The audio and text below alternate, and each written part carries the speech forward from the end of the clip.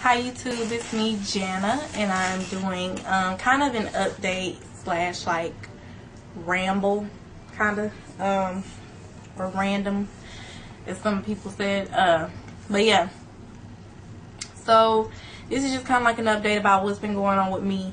If you guys are on my Facebook, which I'm going to post a link to, if you're on my Facebook, then you already know what I've been going through this past week. But I'm going to break it down for everyone who's not actually on my Facebook or people who aren't aware. So basically, I started school Monday, and I was late to my English class with Miss Dana Peck here at Tallahassee Community College, which is also known as TCC here in Tallahassee. I was late to that class twice. The second day that I was late, I came into class and I immediately sat down, or immediately went to go to my seat, and she mumbled under her breath, "double loser." Some kids heard her, kind of laughed about it, and I wasn't quite sure if I heard her quite right, so I was like, excuse me. She was like, "double loser." Of course, more kids heard her and they laughed about it, and it was very embarrassing and just, uncomfortable for me. And I was like, I'm just gonna let her know about it at the end of class. And I want her to understand that, I don't respond well to name calling. And not only that, but, you made me feel just completely inappropriate when you did that. That you have to know that that's not right. So after class, I proceeded to talk to her about it. And I was like, I just wanted to let you know that when you said that, when you called me a loser, it made me feel very uncomfortable, and I was embarrassed. It was just, a range of different emotions that just, didn't make me feel good at all. And she just kind of smirked about it. She kind of had a grin on her face and was like, well, I'm not apologizing for it. And she proceeded to tell me that her job was to make me feel uncomfortable and to make me feel like embarrassed, basically. And I'm not a teacher. I'm an aspiring teacher. I would like to teach. I'm not, in any kind of shape, form, or fashion, in any kind of position to tell anyone, what they're supposed to do as far as when it comes to teaching or, anything like that. But the way she made me feel was just not right. I know, because I felt it. And, when I came to her and talked to her about it, she was so defensive, as if she knew she was wrong, but she wasn't going to apologize. She wasn't backing down or apologizing for it. And she told me that.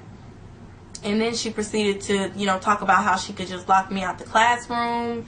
I don't have to be there. And it was just like, why are you going to so extreme when all I'm doing is telling you that what you said hurt my feelings. What you said was just not right. Instead of you being, empathetic to me, you just completely dismissed it as if it was nothing.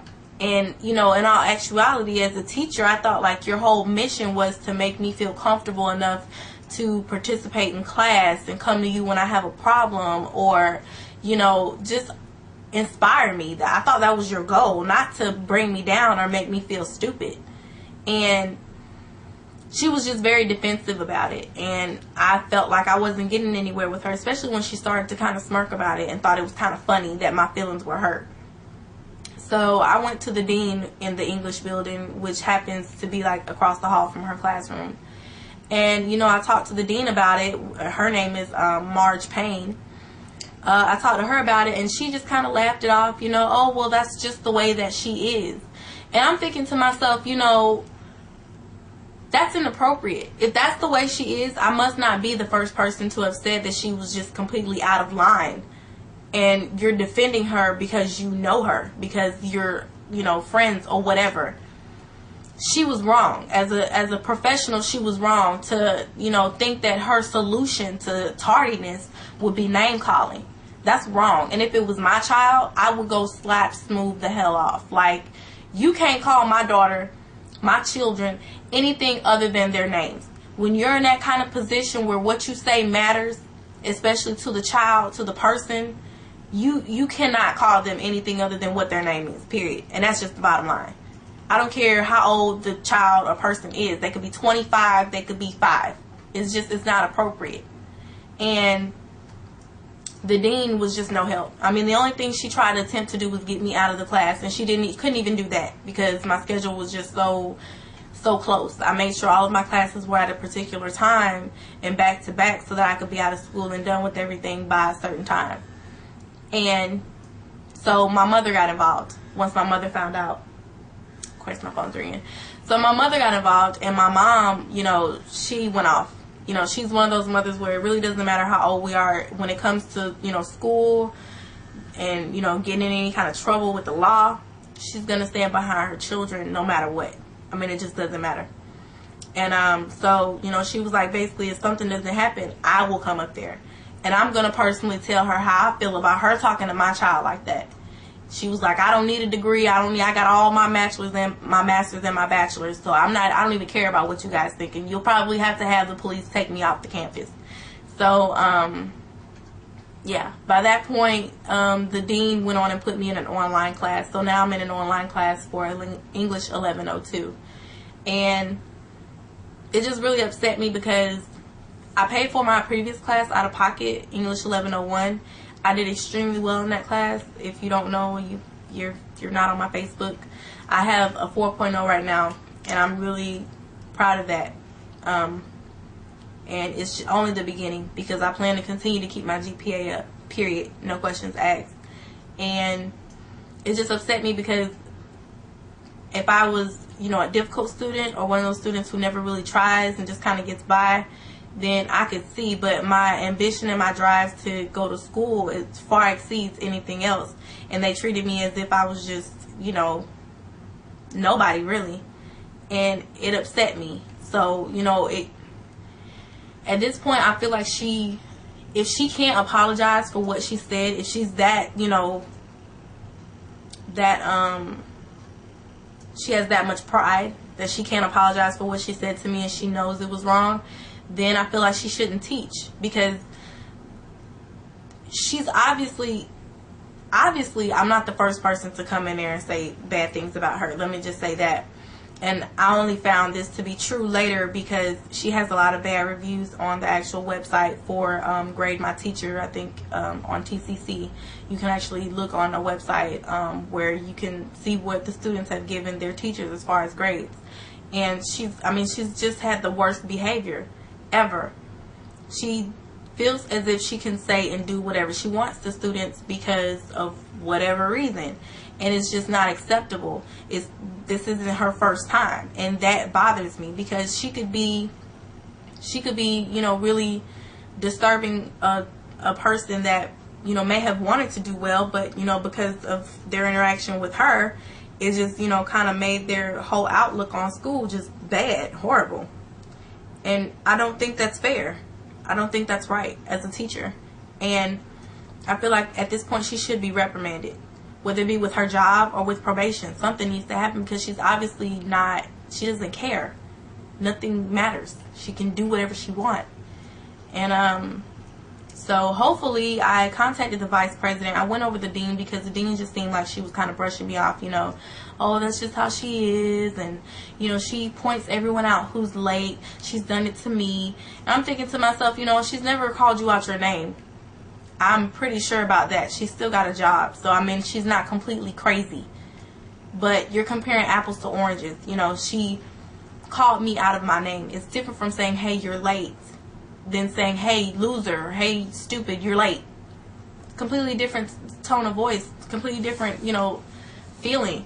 And it's like she just brushed it off like it was nothing. And that bothered me with the dean. And that's why I went over her. She was not going to reprimand this teacher at all. So I went to the vice president. I contacted them via email. And hopefully I will get, you know, some information back. And I just, you know, explain the situation and explain to them that I would like them to further investigate her because she's obviously out of control. And she doesn't, you know, feel like anything is going to happen as far as, you know, her getting in trouble for her actions. And at that point, I really didn't have anything else to say to the dean or to her. So I really haven't seen or spoken to either one of them. So I'm just kind of waiting for the 2 to 3 business days for the vice president to let me know what the outcome is from that. And if really nothing happens, if she doesn't get reprimanded the way that I would expect her to, I will probably do a petition on her for something to happen to her, whether it be her lose her job or whatever. I will probably do a petition and contact those students who wrote those things about her. But that has been my week, and she hasn't really deterred me from what I want to do, or the fact that I would like to do English and be an English teacher. That, if anything, she's made me want to definitely teach English, because I know that there are teachers like her who just do not care, and that's just not acceptable. If you're just there for a check, if you're just there for your own amusement, then you shouldn't be there. It's not about you. It's not about, you know, your domain. It's not about the classroom. It's about the students. It's about encouraging students to, you know, find that little spark inside themselves that they may not have noticed or, you know, really paid attention to. And I would like to, you know, inspire children, inspire teenagers, adults, whatever. I want to inspire them to do things that they normally wouldn't do, because someone did that for me.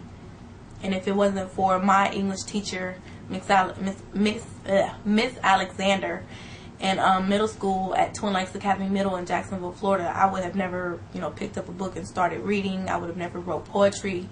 I would have never done anything with anything. Like, I probably would have been a nobody. I was doing the worst kind of things at that time. So she changed my life in a lot of different ways.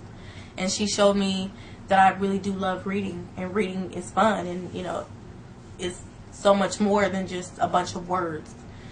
So, yeah, I would like to do that. She actually, my first book that I read that she gave me was called Fly Girl, and it was so good. Anyone who's read Fly Girl by Omar Tyree, it is the best book. Oh my God. I'm going to make my daughters read it, because it's provocative, but it's different, and it's a good book. And it's got a good lesson in it. And I definitely, I want, you know, I want to open up the topic of discussion in that book with my kids. And a lot of it is about sex, and a lot of it is about, you know, being a teenage girl and the different things that, you know, tend to happen at that time and things like that, and pressures and all of that. I want to open up that topic with my children. I think that book is a good open upper. So if you haven't read it, you need to read it. It's a good book. But that was the first book I ever read. But I'm going to end this video, because I don't want it to be too long. But if you guys have any advice for me, or if you have any comments about you know, what I was talking about, please leave them below the video. Just stay tuned for more videos, and I'll see you guys later. Bye.